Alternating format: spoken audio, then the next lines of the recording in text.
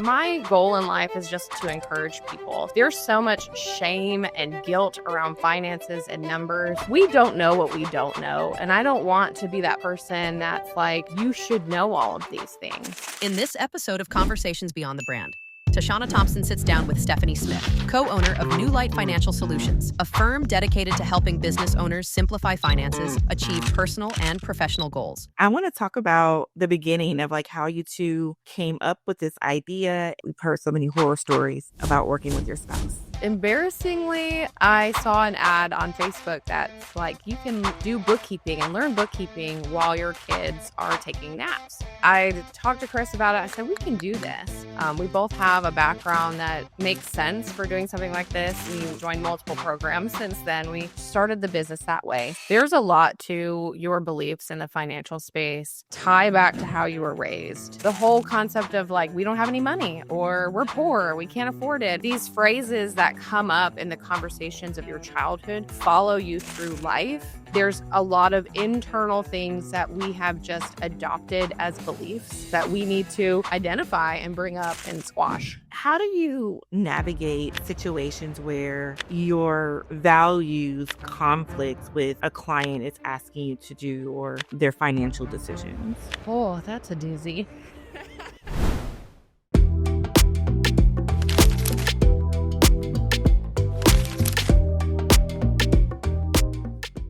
Welcome back to another episode of Conversations Beyond the Brand. I'm your host, Dr. Tashana Thompson, and this is a weekly podcast where we discuss purpose, branding, and authentic leadership. And I am so excited to continue season 2 with you today.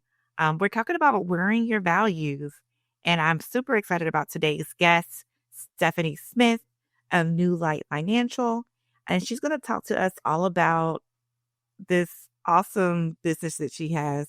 Stephanie, welcome to the podcast today. I'm so excited to have you. Thank you for having me. I'm excited to be here. Yes, so you and your husband co-own this business, New Light Financial Solutions. And I want to talk about the beginning of how you two came up with this idea and decided to undertake working together. So we've heard so many horror stories about working with your spouse. Yeah, so I feel like our story is a little unusual. Maybe it's less unusual these days, but I've been working corporate job my whole career, essentially. And when we had kids, my husband, who had been in retail for 20 years, decided to quit his job and become a stay-at-home dad. So we were blessed financially enough that my salary covered our expenses and that we could do that. And then a few years into that, I was like, you need a job. We need more money, right? Kids are expensive. So I'm going to say embarrassingly, I saw an ad on Facebook that's like, you can do bookkeeping and learn bookkeeping while your kids are taking naps. And it was really geared towards stay-at-home moms. But I talked to Chris about it. I said, we can do this. We both have a background that makes sense for doing something like this. So we dove right in it. We joined that program. We've joined multiple programs since then. We learned bookkeeping and we started the business that way. So it was really his business kind of out of the gate because I was working my full-time job still, but I was still supporting the business as we went along. And we slow grew it along the way because the kids were still young. They weren't even in school yet. And it also takes time and practice to get the experience that we needed to feel confident in what we were doing. I love that. And this is such a thing that so many entrepreneurs, for whatever reason, stick their head in the sand about, really taking the time to pay attention to the financial health of their businesses. So what is the moment when you realize that traditional financial advice wasn't really serving the needs of your clients or entrepreneurs in general? Right. So we started in that bookkeeping space. We actually had a different name and everything that was very geared towards bookkeeping. And as we worked through the years, we noticed that people were looking for more guidance than just that. And I think we all are, right? We want to know what's happening in our finances. What can we do to improve them? What's actually going on in my business? So I feel like the the everyday bookkeeper is going to categorize all your transactions, and they're going to maybe send you a report and never talk to you about it. Kind of like your CPA might do your taxes, and that's it. You never hear from them again. And there's so much more needed on top of that. So we've encountered so many people that say, I have gotten my P&L and I don't know what it says. I don't know what it means. And we would sit down and work with them through that. And let's talk through it in detail. What's going on? Where's your money actually going? And because of that, we really transitioned the past couple of years to offer more the CFO advisory services on top of that bookkeeping. So we can help those business owners get a better idea of what's happening financially in their business, other than just here's what you spent your money on and here's the report at the end of the day. Right. And I think that is so needed. I've worked with many bookkeepers, CFOs, and CPAs who haven't been willing to give that advice. And it's like, as a business owner, you're good at what you're good at. Like, I use this analogy all the time. We don't change our own oil. We should not be doing our own books, especially when we get to a certain point in business. And having, I consider you as like a strategic partner, right? You are not only doing the bookkeeping and handling the financial health, but you're also giving advice. Like, this is what we need to be looking at in terms of cash flow, and this is what profit's looking like. Those types of things that most business owners would ignore. We encounter a lot of business owners that just look at their bank account. And if they have money in the bank, then they think I can hire someone or I can buy that shiny objects. I have shiny object syndrome, totally guilty of that. But what we do is more of that partnership. So with our advisory services, we actually dive into the numbers. There's 16 drivers that we look at specifically, and we figure out, first, we talk about goals. Like, what are your goals, your personal goals and your business goals? Are you wanting to be able to afford to send your kids to a private school? Are you wanting to buy a new house? Whatever those financial goals are in your personal life, if you're a business owner, your business should be funding them, right? Along with those business goals, like I want to start pay off loans, or I want to open up a new location. And then we look at those financial drivers under the books and say, well, if we tweak this number a little bit, then we can generate more cash for you to do those things that you want to do. So it's definitely more strategic, less I just hope this works, or I just need more sales, and more pinpointed guidance that we talk with our clients about. I love that. And the reason why you're here is because your values are so front and center. And you and Chris definitely embody that. So much so that on your website, values and culture is like front and center. Your mission, your vision, and your values, your faith, and how you just treat other people and how you show up in integrity. Talk to us some about that. Well, I appreciate that. I don't feel like we don't do it purposefully as much as we're just living it, right? And I am a believer, a Christian, and we're just trying to do the right thing. And one of the things we believe in is transparency and honesty, and we do that with our clients. We're going to just be really transparent. A lot of people working with us, they like the aspect of we'll get on a meeting together that all me and Chris and our clients, whether it's one or more people, and they're like, I just love the way you two like talk to each other or engage with each other. And it's like, we're a team. And my goal in life is just to encourage people. So there's so much shame and guilt around finances and numbers. And it's like, we don't know what we don't know. And I don't want to be that person that's like, you should know all of these things. We are actually going through kind of an awkward situation with one of our current clients and their CPA. And he's like, I tell them, I don't understand what you're telling me. And they just repeat back to me the things that they've already said.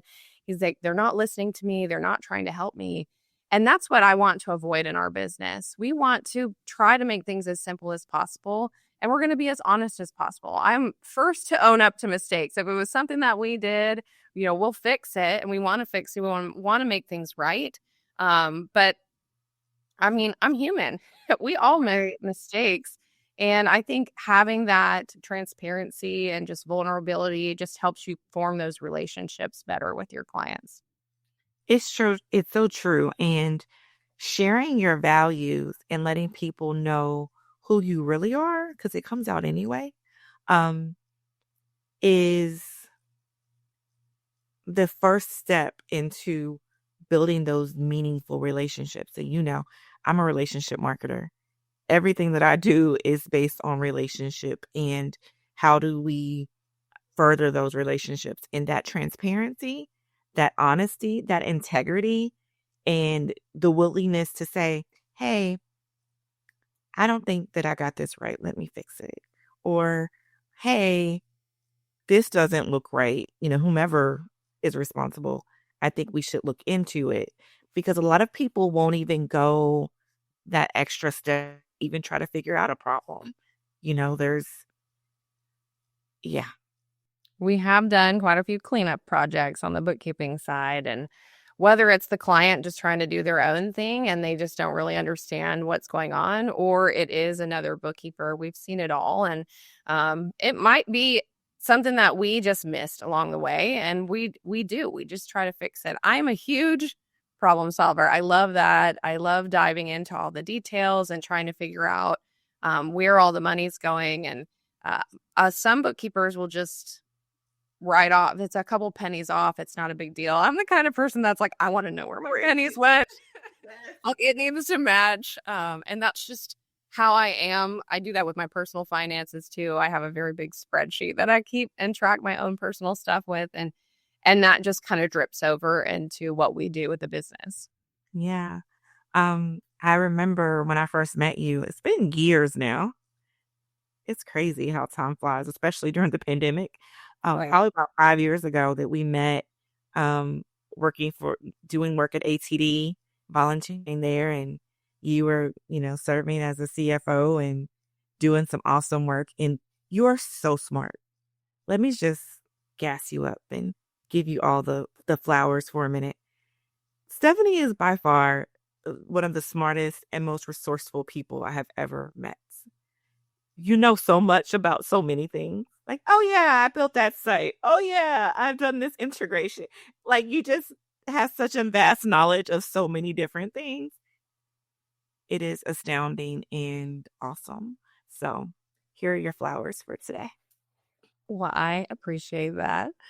I am a lifelong learner, and I just try to figure things out. And I know that that's not everybody's strength. And Yeah. if you were to talk to Chris and I together, like that's not his strength necessarily either. But that's why while my corporate career wasn't in finances, I feel like everything I did in that world really helped cross over into what I do now, because it was a lot of that. Like, let's try to figure it out. I love being creative and trying new things. And it's like, we need that in our business. And I do that with my clients. I've had clients come to me and they're like, I need a spreadsheet that shows me how to do X, Y, or Z. I'm like, I'm going to figure it out for you, and we're going to make something awesome. And I just like to play. It's just Yeah. one of the things I like And doing. you always know about the coolest tools, and like all this new technology, and it's just fascinating to me, like all the things that you just kind of pick up along the way and not only learn, but kind of learn to perfect them. It's it's a good I have a flaw. I feel like my flaw is perfectionism, right? I don't know if you ever look into like what's the thing that you shouldn't have happened in your past, and perfectionism is one of my things. So I do struggle with that sometimes. And but it's also been the reason that the work I've done has been the way that it is. I've strived to set really high bars. And yeah. that's really what it is. I try a new tool. I'm like, I need it to work really well. And if it doesn't, I'm going to figure it out. Again, back to that problem Or solving. find a new one. Right. Find something else that works. So I love doing that. Yeah. I mean, I think to your point, it makes you really good at what you do, like that investigative quality, that the curiosity that comes with like, really, how do we figure this out? How do we create the best solutions for a client? all of it's working together for your good, obviously. So back to values. I just had to have a quick little caveat. Um, how do you navigate situations where your values conflicts with what a client is asking you to do or their financial decisions? Oh, that's a doozy. I have to admit, we have had clients that one of the biggest pieces of advice, I feel like people have said this, but is to separate your personal expenses from your business expenses. This is like a no. Don't do it. Don't buy stuff unless it's an accident, which we all do things that we shouldn't do.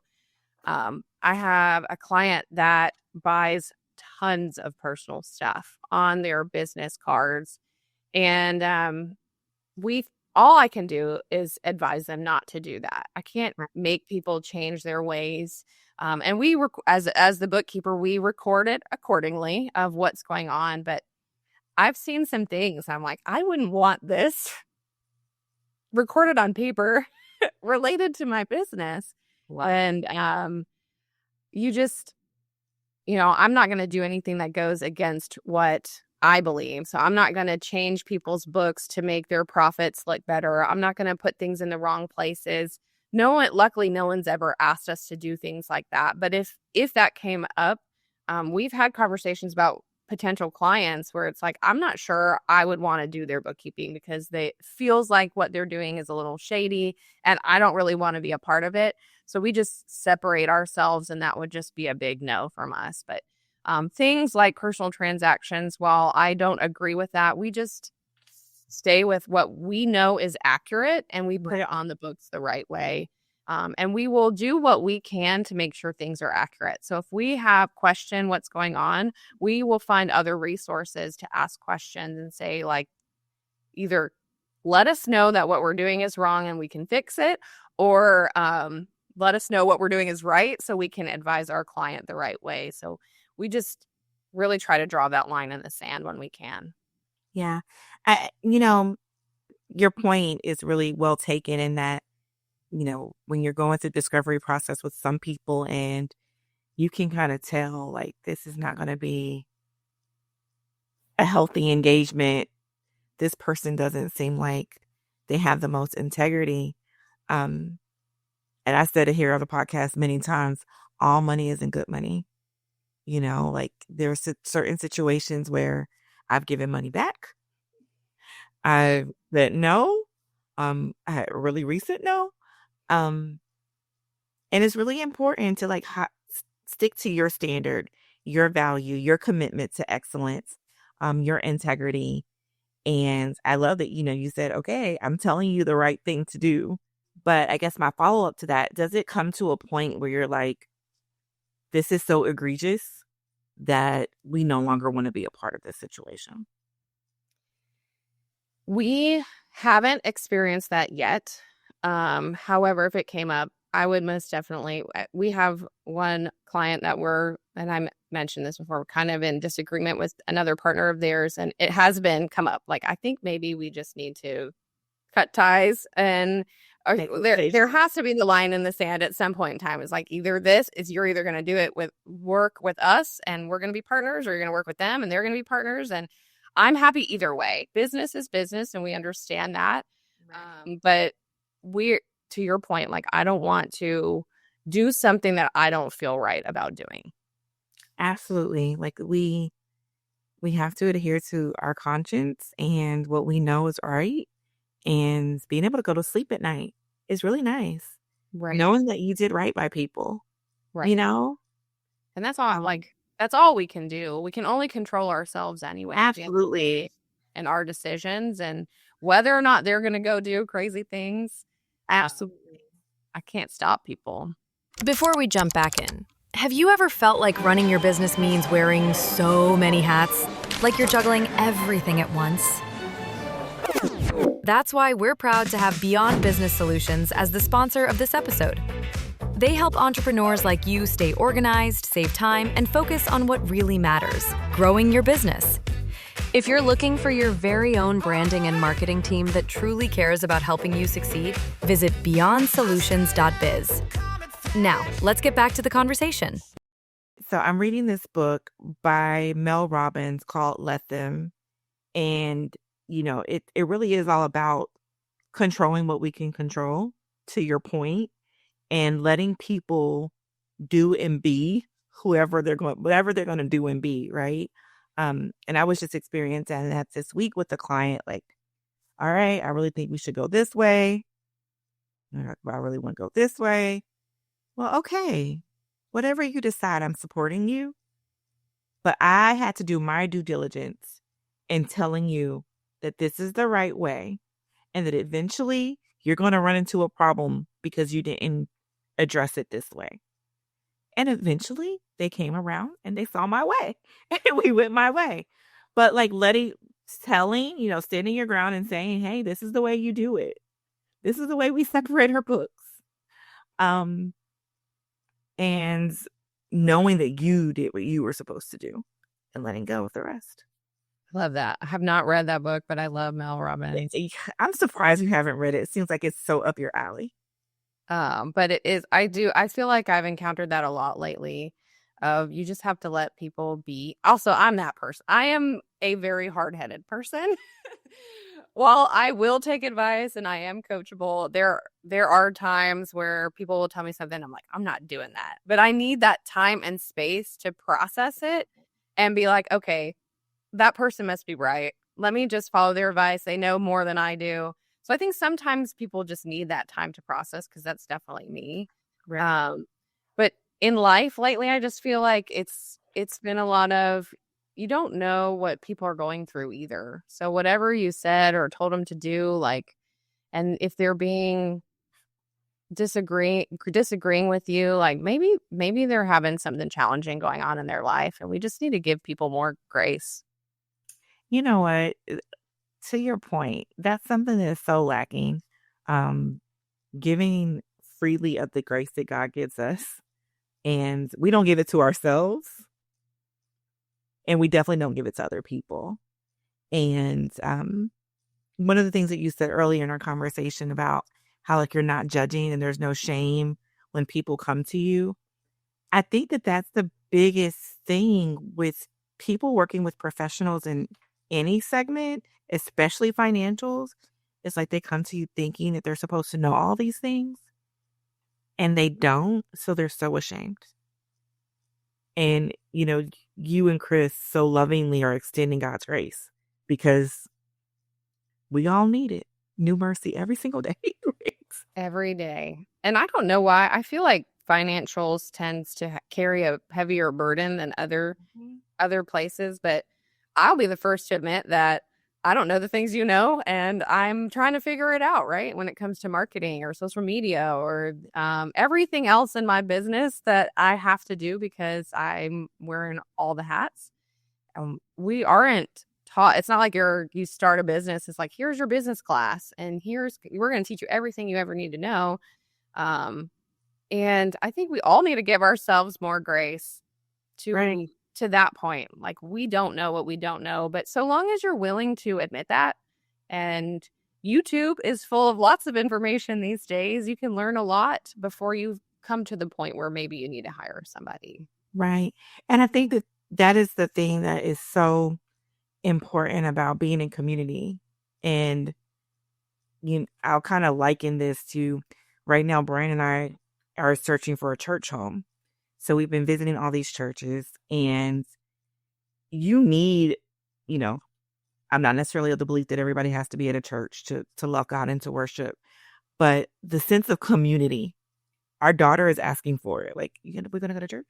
I want to get baptized. You're going to go to church.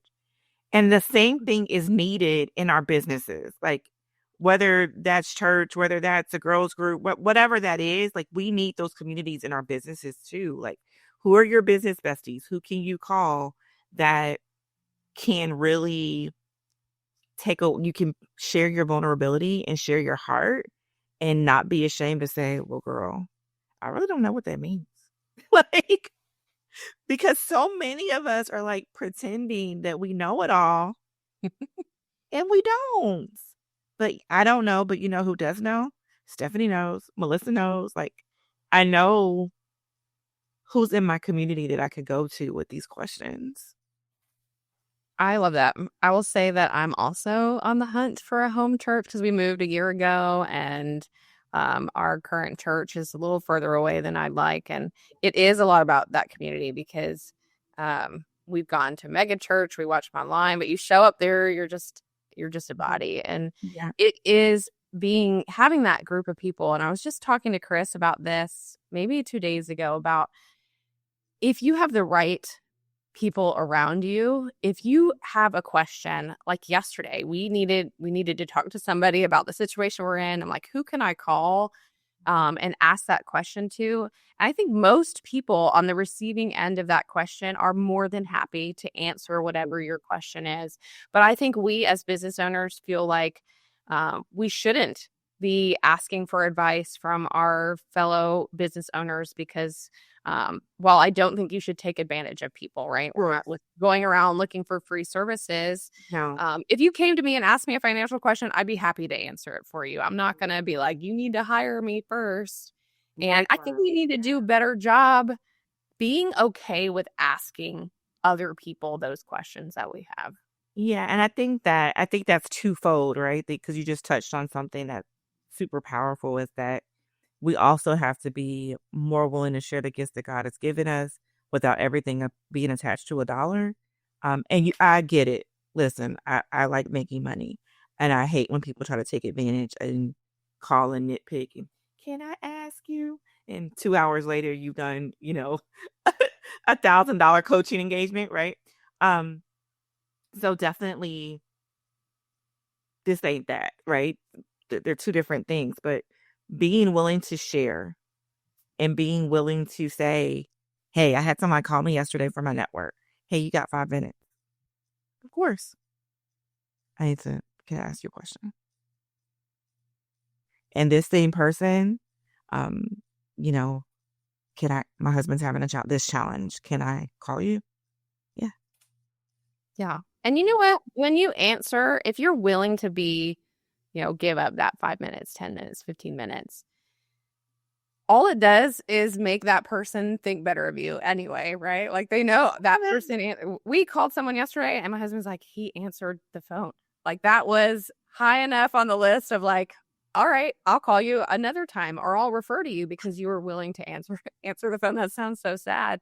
But so many of us put up this block that's like, you need to book a call with me, which is understandable, right? We're not looking to have our time taken advantage of, but it's those little things I feel like in this day and age where we're just all busy that a simple answering of the phone could lead to more clients down the line because you were willing to do that.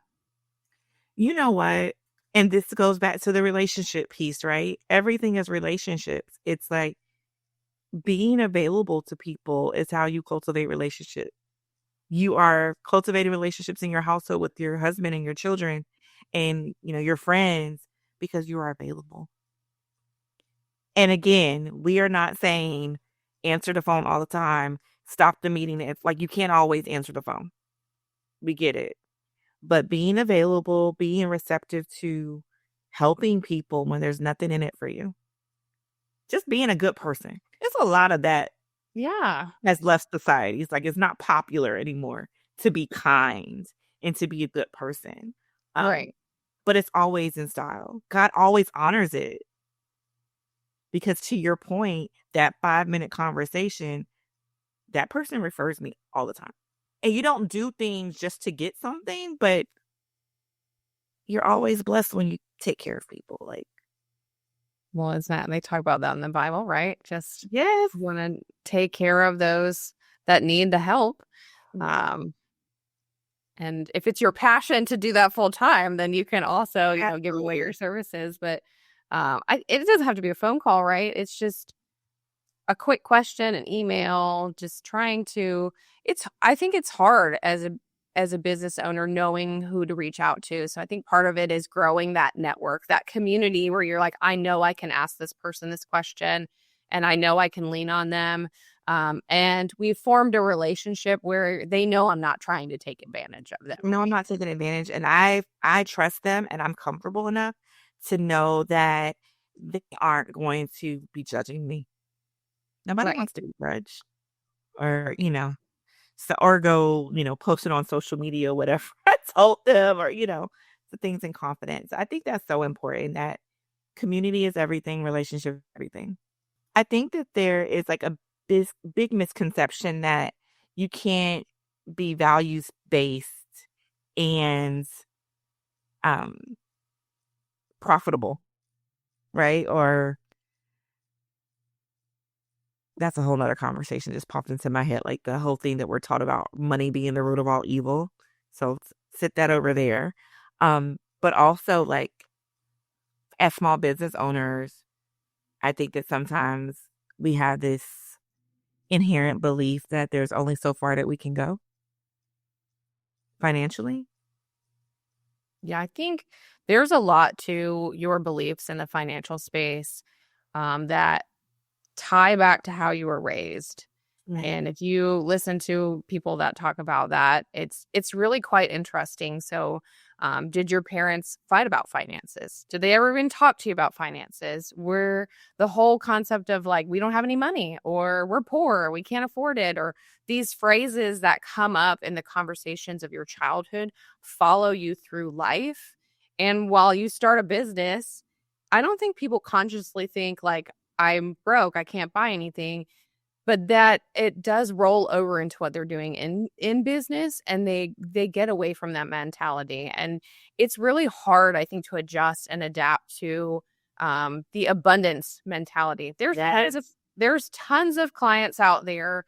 While you might have competition, and obviously don't like open up a store, your ice cream shop, open up an ice cream shop next to another ice cream shop. That's probably not the best idea. There are enough clients where we can all make money and be valuable. And I think if having that mentality makes a difference, but there's a lot of internal things that we have just adopted as beliefs from Right. when we were raised that we need to identify and bring up and squash. I totally agree with you. And, even to your point of competition, like that scarcity mindset of like believing that there's not enough for everybody, like that your success means that I can't be successful. Right. There's only 8 slices of pizza. If you have 2 slices, am I going to get any? Like, there's limitless pizza. There is. Everybody can And get a slice. we had a client once before, and he owns his business in a certain industry, and he actually helps other businesses in that exact same industry through trainings, and they do other things. And it's like, that's really cool. And that's almost opposite of what you would think would happen, because he's giving the leg up to his competition. But he is a firm believer in my business is different for these reasons. And he's really great at building a company culture and putting that out and helping people. And I feel like he will forever be successful if he keeps that up, even though he's helping other people doing exactly the same thing he's doing. You know what? I've actually been thinking about beginning to offer coaching to other marketing businesses. So it's really interesting that you brought that up. And I think that that's another thing that as a young entrepreneur, I've been in business since I was 25 and I'm 43. So I can remember being so much in scarcity that I never would talk to my competition. Like, and now I'm like, how do we partner? Or what are you doing that I can learn from? Exactly. What could I learn? And there's enough for everybody. So if you don't work with nonprofits, but they come to you all the time, could you send them my way? But like, and I don't do this, but you do that. So can I send these people your way? Like, there's enough. There is enough for everybody. I also feel like when you're starting out too, if you can find someone that isn't opposed to having a conversation with you, Mhm. so much you can learn, right? From the person who's 10 steps ahead of you. And if they're willing to take you under their wing and give you some advice, take it. They've done it. And I'm not opposed to doing that. I've gotten on calls with other CFOs and like, what are you doing that's working? And I have one. I'm going to connect you with my CFO because, sometimes there's too much business. And I Right. think, That too. so who do I really know, like, and trust that I can refer? Like, I Right. can't take you right now. Maybe this person can. Right. That'd be Or their great. personalities don't match up, maybe. Like, That too. we're talking about values, right? Like, we've had a phone call with someone and they're cursing and stuff, and that's just Yeah. not what we do. Yeah. I have another person that might be a better personality fit, and you would Yeah. think that, like, you're not a good fit for us, but let me recommend somebody else. Right. Absolutely. Absolutely. I think that's really important. So you work with a lot of clients that are like in the in-between stages of massive financial growth and staying true to their mission. How do you guide them through that growth process? Yeah, because that's a lot. I think a lot of it comes down to kind of your vision statement for your business. So we talk about that when we first meet with a client. We'll talk about, why did you get into business, right? Mhm. Like, what's your purpose here? For some of it for us to understand, but we actually create a document that talks about what are your goals and what are you looking to accomplish? What's the company culture, depending on the business, right? If they're having employees, what are your goals with your employees? Are you looking to hire people? And then when we meet with them every month and we're talking about what goals do we need to set to achieve, or what action items we need to set to achieve our goals, it ties back. We can tie it back to that conversation. Well, you told me you wanted to do these things and you told me that these are your goals. Does this align to that? And if not, maybe we should um, think of something else. Or back to your point earlier, if they are adamant about doing whatever it is, then we are going to be the accountability partner along the way, either way. I love that. Can you kind of walk us through a typical financial planning conversation when you are trying to make sure that the values are leading and not just numbers? Yeah. And that goes back, I think, more towards our process, right? So the first meeting that we have when we sign up a CFO client, like I said, we'll talk about that. We have a document that we fill out that we give to them that they can keep, and things change over time. Your vision and your mission for your business will change. So it should be a document that changes with you. And from there, we talk about those goals. What do you want to accomplish in your personal life? And a lot of the times, I think people always assign a monetary value to things, where Mhm. it's like, I want to go on a vacation and I need this money. But it could be, I don't want to work as often, right? I want to work less time. It could be other things. And all of that ties back into finances if you can do that. So we try to get really specific on what the goals are, um, and then from there, we will, on our side, we look at the books. So we'll get the finances. We actually go through everything, see where you've been, what's going on. We will look at the future state. Where do we think you're going to go based on the conversations we're having? So it might be that you're a seasonal business and we need to incorporate that into our outlook. And then we like to really simplify things when we meet with our clients, and we create a red, yellow, green scoreboard that's like, based on your goals that you've talked to us about, this is the area that I think we should focus on the most. That'll be in red. These are areas that you're doing really well in. Those will be in green. I like to say it's very similar to when you get your car, like a multi-point inspection. They give Yeah. you that report of what you need to work on. And then where the meat of everything is that conversation in that meeting when we meet with our clients ongoing. That is, I see that this one piece of your business is struggling. Let's come up with a plan that will help you fix this area that also aligns to what you told me your goals were and your vision is for your business. So if you're looking to um, save money for, and I'll even give the example. We're talking values, right? So one of Chris and I's goals is to generate enough cash where we can give back to the community. And if that's one of your goals, then we need to figure out where in your business we can find that money at. And the conversations we're having would be, look, if we change this one thing and we work on this one thing, then it will generate that cash so you can accomplish those goals. And then we figure out how to do that together. And we move on from there and we become the accountability partner to get those things done. I love that. I love that. How do you think that your conversations with clients shift when um, they're concerned with short-term wins versus long-term sustainability? That's always a challenge, right? Because we're all worried about short-term wins. Because we forecast into the future, we look at the whole year. So we will look at month to month as we're meeting with them, like this is what's going on this month. But in the grand scheme of things, this is how things will go if we continue on the same path that we're on right now by the end of the year. So we do have to have kind of that twofold conversation of what's going on right now and long term. I think a lot of this is situational, right? So if it's, I feel like I need to hire someone right now to get stuff accomplished in my business, it might be the conversation of like, why do you feel that way?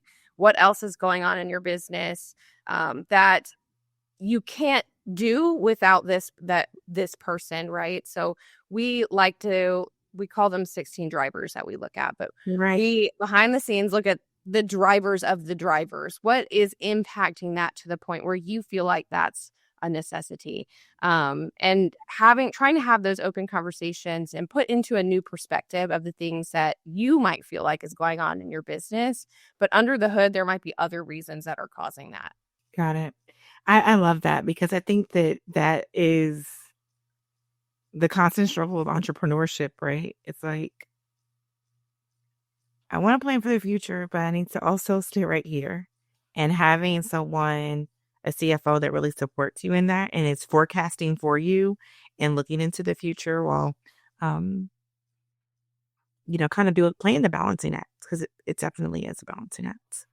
And we have different tools that we offer for that too. So if you're strapped for cash and we really need to look at your cash flow, we'll do like a 12-week cash flow forecast where we're really identifying what's coming in, what's going out, where we can fix the gaps. And we also can do a 5-year forecast. So let's look into the future where we think your business is going to be. And then what we do on a monthly basis is more like what's going on, in the month, in the quarter, in the year.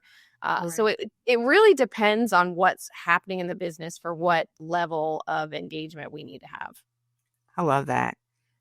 This conversation about financial sustainability and really your approach brings me to something else that I know our listeners are going to be super curious about. And that's the partnership dynamic with you and Chris. Um, I can only imagine. I think me and Brian would be okay though. Maybe. Um, what's one financial boundary that you've actually implemented in both your personal and professional life, if you don't mind sharing? A financial boundary. What do you mean by that? I mean, is there something that it doesn't have to necessarily be a boundary. A financial practice or yeah, financial, but let's say practice instead of boundary. I can tell you on the personal side, I take care of all the finances. I'm the one that has the spreadsheet. And we have had lots of conversations about making sure we're both included in what's going on. So I think that's one of the biggest things. And what's funny is in our business, he takes care of the financial stuff. He's the one that's doing our book. And I'm the one that's like, do we have money to spend on X, Y, or Z? So it's almost opposite in business and our personal lives of what's going on. But I think the most important thing, especially when you're in business with a partner or your spouse, is that everybody knows what's happening. Yes. And from a personal level, I know we're talking about this, but at a personal level, my aunt just passed away, and I had to go to her house, and I'm trying to find documents, which is a whole nother story. But no, it made me bring up and think about if something happened to me, would Chris know what's happening in the finances? Would he know what bills that I pay every month? Would he know the logins to our bank accounts? And I think that's really important that there's transparency between partners. And I see that a lot too. Even we were working at volunteering at ATD together, like not everyone knew what was going on. And then if someone leaves, you're just SOL, right? And that can happen in business too, especially when one business partner starts doing something shady. And you don't know about it, and you think everything is going fine and dandy, and then one day you're like, I didn't even know we had another bank account. And transparency. That's what I'm going to say. Yeah, I think, we're similar in that, at home, I handle the finances. I love it. Like, I love financial stuff. I'm obsessive. I have a spreadsheet that I've had for 20 years, like tap, tap, tap, tap, tap. Like, I'm obsessive. Um, and I've asked the same thing. Like, I've had those conversations. Here is where you pay the mortgage. Because we each handle the things that we handle, just like Right. Chris is handling the business stuff, you know, and you're handling the home stuff, like having that conversation and that through line so that, God forbid, we won't even go to the whole doom and gloom of somebody's not here. But if somebody wants to go on vacation and their cell phone coverage is out, Mm-hmm. so the easier side of the road, um, can you figure something out? Can you figure out where the savings is? Like, can you figure out how to like, do you know? And my husband asked me that question. And I was like, oh, I'm going to get myself together. Yeah. And from a business perspective, I think that's a perfect example, right? You want to go on vacation. Yeah. Do you trust your team enough to be able to handle everything? Do they know where everything is? In case of an emergency, would they be Yeah. able to, not that I'm saying they should have access to all your bank accounts. Like, obviously that depends on your business and the roles in your business, Yeah. but do they know? Do they know the things that are going on? And there is this level of transparency that you just have to make sure that you're going to be okay. Absolutely. Absolutely. So I know you and Chris have to go through a lot of planning with two young boys and the balance. I don't know if that is a thing. I don't believe there really is any balance. How do y'all balance working together in home life? Because everything is home life, right? Man, and the balance is a great question. And obviously we're unique that we work together. Um, it's changed a lot. So I got laid off in May from my corporate job, and we're taking I feel like God pushed me off the cliff, and he's like, we're going to go on this journey. It was always the plan. And it has made balance so much easier. When I was working full time and needing to get stuff done, I just felt stressed all the time. And I was always running, doing all the business stuff. And it definitely crept into our relationship. It still does, because it's both him and I. There is often this balance of like, and I try not to be this way, but like, how much are you doing versus how much am I doing? Are we doing the right things? Are you doing the right things? Am I doing the right things? And we have just created this open line of communication. There are times where I'll get really frustrated and stuff that's going on, and it's just being honest. Like, look, I'm feeling frustrated, and here's what it is. But without me working full time, I've actually really enjoyed like true entrepreneurship with the boys. I can go to whatever games they need or go to their school. And it isn't that like, do I have extra PTO that I can take, or is my boss going to get mad at me if I do these things? So the freedom of entrepreneurship has hit me, after Blessing. You're never going to be able to go back. Like, right. It's it's going to such be a a big blessing. challenge. It's such a blessing. Like, it comes like, with the dog side, if you will. Having been an entrepreneur for 18 years, 19 years in January, I cannot believe that. With the Awesome. freedom, I literally go outside every morning now. It's cool. And I'm thanking God that I get to be present with my daughter in the morning. Yes. I get to make breakfast and lunch, and me and my husband are in there doing it together. Um, and that's not something that's afforded to everyone. And now that you're getting a taste of it now, right? And then you also brought up another thing that, sometimes you're frustrated. And I work with women-led organizations, so I'm a little biased. And I believe that most women in most settings are wearing more hats. More brands. Just don't. Let me just say, I love that you had that on the website. That he's the CEO or the founder, and you're the brains. The brains. That's me. But I think it's so true. And this is no, we're not bashing men. We love them. But we hold a lot in our heads. So Chris likes to say that men are meatball brained and women are spaghetti brained.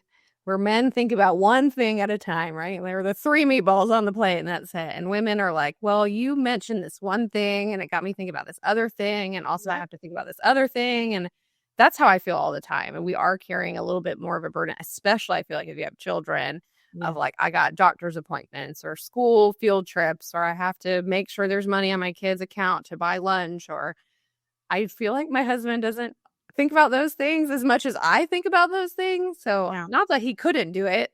I think there is that level of he just knows I don't do it. I kind of Brian definitely could do it, but they don't have to. They don't, right. And also in their defense, a lot of us are controlling, Very slightly OCD, true. and we need things to be in a certain way, and we need to know all the details. And Chris said it, not me. Meatball brain. I like that. Meatball brained. I like that. I wish he could have been on today. We'll have to have you come back together, because I feel like we're talking about him, but he's not here to defend himself. He would Only good things. Only good things. Agree with everything that I said. So. I know he would. But I think that that's a thing that so many people are curious about. Like, what is it really like working with your spouse? And what's it really like? Sometimes they get on your nerves. Get on your nerves? And what I really like, and I think being a business owner could be really lonely, right? We were talking about community and just connection with other human beings. And when you are the only one working in a business and your spouse doesn't, they don't get it. It's not the same. They don't understand what it's like. So there is an aspect of us working together and both having that experience and knowing that there are frustrations and challenges and wins and everything. And if I come to him, and I love the ability to collaborate and share with him, and even on the bookkeeping side and the business side, that like the work side, it's like I'm grateful that I have another person doing it with me, that I can ask like, hey, what do you think about this? Or I need to pick your brain about something. I am the person that wants to talk it out with someone else, ask someone else's opinion. If you get stuck or have a challenge, I have a person that I can do that with. And a lot of business owners don't. So there is a big benefit of having that other person working and being at the level where you're at of owner in the business, amongst all the other challenges. Right. I love that. So looking forward, I want to talk about the bigger picture of what you're building together and where your story of helping people in their financial journeys is kind of leading, and what do you see on the horizon for you two? Oh man. But this is awesome, right? Because I got laid off in May, and out of the gate, our business can't support our finances because it was just never set up that way. So this year's been growth mode. Like, let's get new clients and get ourselves to a stability point. But in the future, we want to bring on, there's like a baseline of clients that we're looking for that just to support us. And then on top of that, we would love to be able to grow our team potentially. Like Chris and I talked about this. Like, I'm not striving to be a millionaire. I'm not going to say no either. But I'm not looking for something huge and something that takes a lot of time to manage, because where I'm at in life and where we're at with the boys, like, we want the flexibility to be able to spend time where it matters and do those things with the kids. So right now on the horizon, it's just growing enough to be able to do that and have a business that supports our lives. And that's where we want to help business owners do that same thing, where they have their own business that they feel like they're in control of, that's supporting their goals in life. I love that. Ever since I had my daughter, I've been all about working with soulmate clients and people that are really values aligned. And it has been transformational for my business. And I know it will be the same way for yours. And that's the thing, like, you have young boys, your son's in third grade, my daughter's in third grade, and you have a son in the first grade. Being present, I think that you and I are in a similar stage of life, and we just measure success differently. Yeah. Well, that's, I want to, I have always been on the impression of money isn't the answer to everything. More money isn't the answer to everything, right? So, especially coming from the corporate world, it's like I can go get this really fancy job and make a lot of money, but I'm going to be miserable. Like, I don't want to do that. I'd rather take a pay cut and do something that I like doing and feel confident and good about. And that's how I feel. That's where I'm at right now, right? Like, I want to focus on my family. I've been in the corporate space. I've missed out on a lot, and I don't want to do that right now. I only get my kids with me at home for another 9 years. He's, and I'm going to cry about that. and I want to be present in their lives. Because that's what matters. At the end of the day, especially when you're a small business owner, what are we doing it for? Right. To your point earlier, and you talk to your clients about their purpose and their vision, and I do the same. It's like, what do you want personally? What is this business feeding? And yours is feeding your boys. It's creating a legacy for them, right? Right. And that's what matters, being there for them. And I will tell you, after cleaning out my aunt's apartment, stuff doesn't matter, right? Like, she had diplomas. I felt really bad. Like, a diploma on the wall. She was a PhD. She was a psychologist. And it's like, I'm not keeping her diplomas. They got thrown in the trash. I could only take so much stuff with me when I was in Florida. And it is eye-opening of, like, we put so much pressure on the things around us that we're building, the things that are super important to us. And at the end of the day, I brought home boxes of pictures. I want to know about the memories. I don't really care about her stuff. And we need to build our lives. I believe you should build your life around the same things. It's not about stuff. It's about what memories you're going to have and those things you're creating with the people that you love. Back to relationships, right? It's all about relationships. It's all about relationships. I feel like we could start a whole nother episode just on that statement alone. But you are so right. At the end of our days, what's going to matter? You can't take it with you.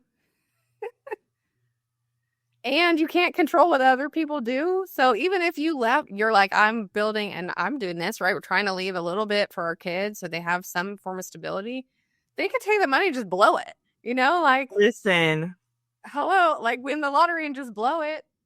Listen, that's the thing. And, that's a whole nother conversation. But how you come up financially has a lot to do with, like, that.